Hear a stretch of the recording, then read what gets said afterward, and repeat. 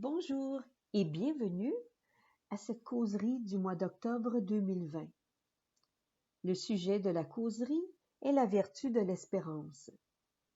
Je suis Danielle Morin, une épouse, une maman, une mathématicienne, mais avant tout, enfant de Dieu. Le catéchisme de l'Église catholique nous explique ce que sont les vertus théologales. Les vertus humaines s'enracinent dans les vertus théologales, qui adaptent la faculté de l'homme à la participation de la nature divine. Car ces vertus théologales se réfèrent directement à Dieu. Elles disposent les chrétiens à vivre en relation avec la Sainte Trinité. Les vertus théologales fondent, animent et caractérisent l'agir moral du chrétien. Elles informent et vivifient toutes les vertus morales.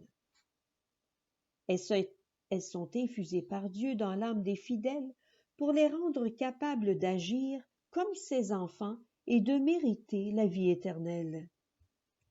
Elles sont le gage de la présence et de l'action du Saint-Esprit dans les facultés de l'être humain. Il y a 3 vertus théologales: la foi, l'espérance et la charité. Nous allons nous consacrer sur la vertu de l'espérance, qui est la vertu théologale par laquelle nous désirons, comme notre bonheur, le royaume des cieux et la vie éternelle, en mettant notre confiance dans les promesses du Christ et en prenant appui, non sur nos forces, mais sur le secours de la grâce du Saint-Esprit. La vertu de l'espérance répond à l'aspiration du bonheur qui a été placée par Dieu dans le cœur de chacun de nous. Elle assume les espoirs qui inspirent les activités des hommes et des femmes. Elle les purifie pour les ordonner au royaume des cieux. Elle protège du découragement. Elle soutient en tout délaissement. Elle dilate le cœur dans l'attente de la béatitude éternelle. L'élan de l'espérance préserve de l'égoïsme et conduit au bonheur de la charité. Le point 18-20 du catéchisme nous dit encore que l'espérance chrétienne se déploie dès le début de la prédication de Jésus dans l'annonce des béatitudes. En fait, les béatitudes élèvent notre espérance vers le ciel, comme vers la nouvelle terre promise. Elles en tracent le chemin à travers les épreuves qui attendent les disciples de Jésus. L'espérance qui ne déçoit pas. On peut dire aussi que l'espérance est l'encre de l'âme, sûre et ferme, qui pénètre là où est entré pour nous en précurseur Jésus, dans notre cœur. Elle est aussi une arme qui nous protège dans le combat du salut. Saint Paul nous disait: « Revêtons la cuirasse de la foi et de la charité avec le casque de l'espérance du salut. » Cette espérance nous procure la joie dans l'épreuve même.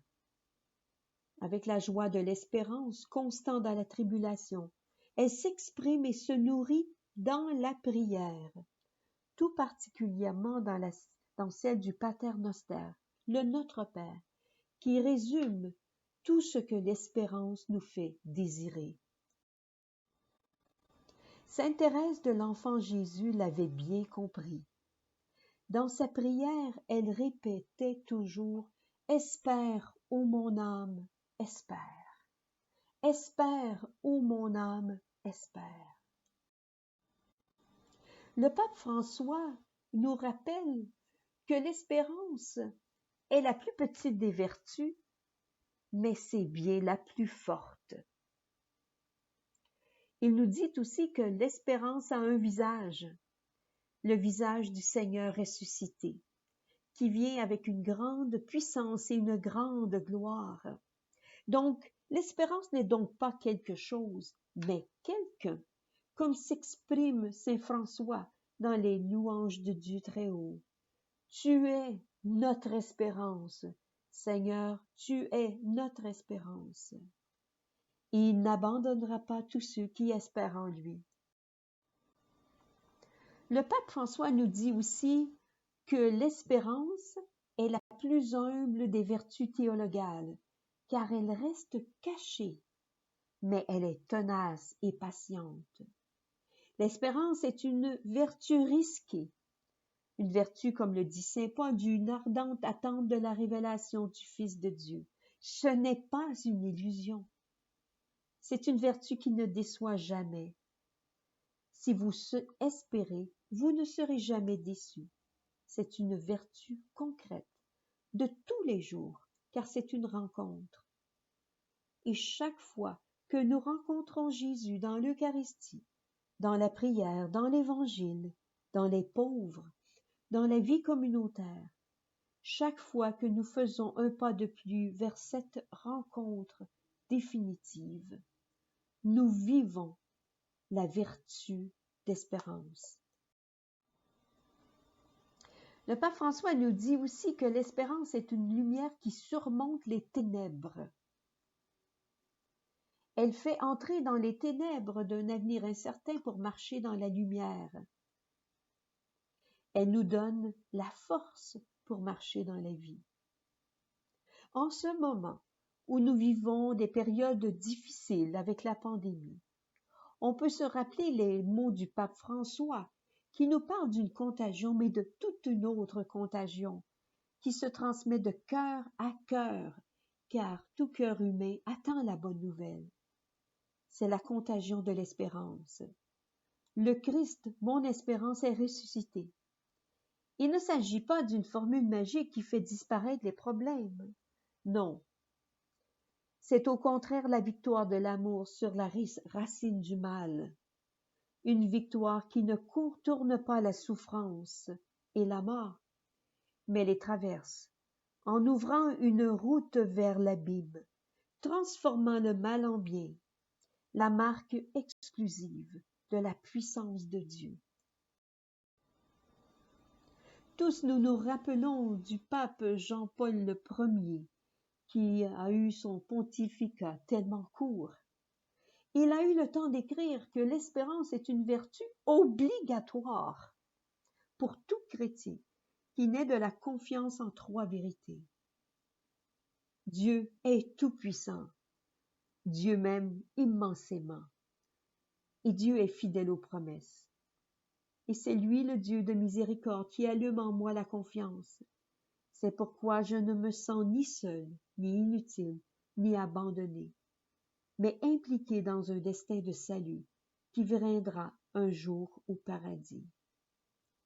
Notre espoir est basé sur cette vertu obligatoire. Saint Jean-Paul II nous a aussi invités à redécouvrir la vertu théologale de l'espérance. Cette vertu, d'une part, exhorte le chrétien à ne pas perdre de vue le but final, qui donne sens et valeur à toute son existence, et d'autre part, lui offre des motivations solides et profondes pour son engagement quotidien dans la transformation de la réalité, afin de la rendre conforme au projet de Dieu. Nous devons accepter le don de l'Esprit Saint qui suscite en nous une certaine espérance que rien ne pourra jamais nous séparer de l'amour de Dieu dans le Christ Jésus, notre Seigneur.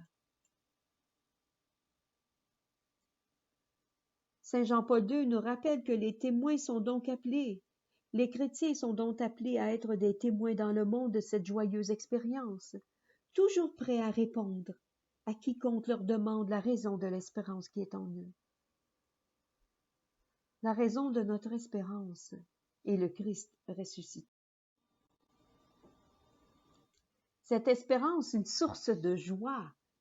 Oui, elle procure la joie, y compris dans l'épreuve même, avec la joie de l'espérance, constant dans la tribulation. Elle s'exprime et se nourrit dans la prière. On peut dire aussi que l'espérance est la confiance d'obtenir dans l'avenir ce que Dieu a promis. D'une part, par sa grâce sur la terre et d'autre part le salut éternel. Afin de marcher vers ce salut éternel, nous devons compter sur la grâce du Seigneur avec nous chaque jour. Donc l'espérance n'est pas un sentiment comme pourrait l'être plus tard l'espoir, mais c'est un acte habituel de volonté. Elle porte sur un avenir ni probable ni plausible, mais certain. Cet avenir n'est pas l'avenir souhaité ou désiré par le sujet de l'espérance, mais il est celui promis par Dieu.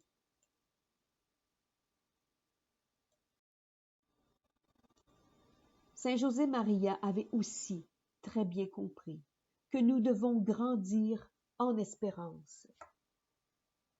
Nous devons grandir en espérance car nous affirmerons alors dans la foi, qui est la véritable garantie des biens que l'on espère, la preuve des réalités qu'on ne voit pas.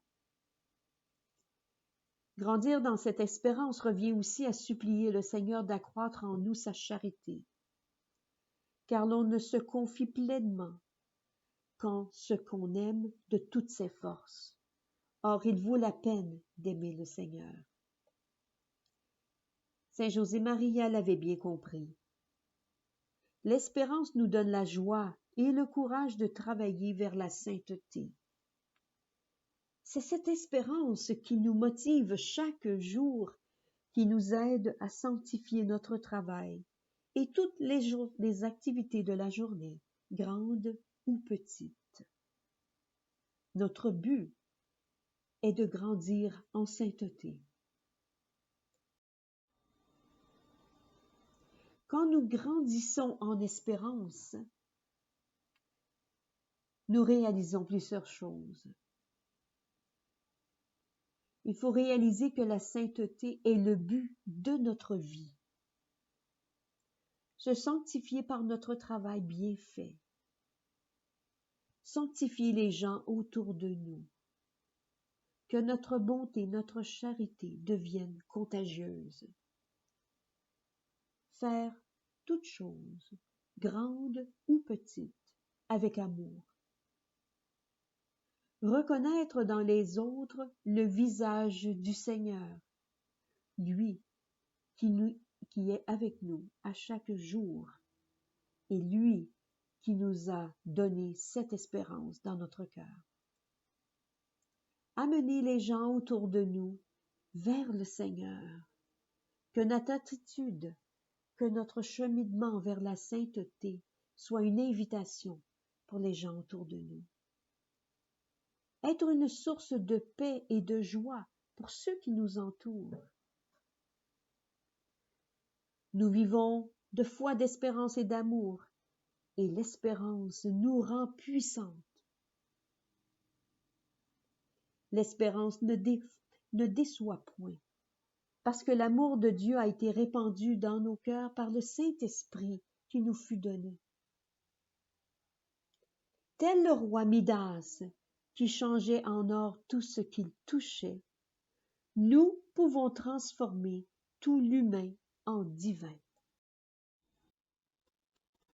Par l'espérance, nous désirons et nous attendons de Dieu, avec une ferme confiance, la vie éternelle et son aide pour y parvenir. Nous espérons cette vie éternelle, mais seuls, nous ne pouvons pas y parvenir. Mais avec l'aide de l'Esprit Saint, à chaque jour, nous pouvons grandir dans notre espérance, grandir dans notre foi et grandir dans notre désir de sainteté. Nous allons terminer avec cet acte d'espérance que nous pouvons réciter à chaque jour. Mon Dieu, j'espère avec une ferme confiance que vous me donnerez, par les mérites de Jésus-Christ, votre grâce en ce monde et le bonheur éternel dans l'autre, parce que vous l'avez promis et que vous tenez toujours vos promesses. Amen. Que l'Esprit Saint soit avec chacune de nous, à chaque instant de la journée. lorsque nous marchons ensemble vers le chemin qui nous mène à la vie éternelle. Et par la grâce de Dieu, avec l'Esprit Saint qui nous accompagne, nous puissions y arriver en grandissant chaque jour, en sanctifiant notre travail, sanctifiant nos activités et devenant pour les autres une source de joie et d'espérance.